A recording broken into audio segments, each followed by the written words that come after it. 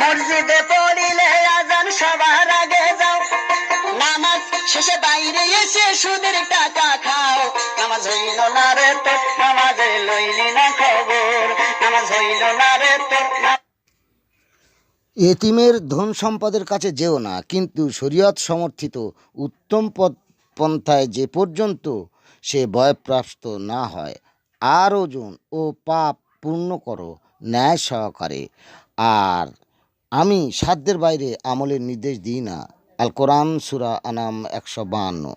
হাসান বাসরি রহমতুল্লাহ আলাইহি দেখে এক মদখোরের পা টলটল করছে, বললেন, দেখো পড়ে যেও না। মদখোর বলল, আমি পড়লে একা পড়বো, আবার উঠবো, কিন্তু তুমি পড়লে তোমার সাথীরাও পড়বে আর উঠতে পারবা না।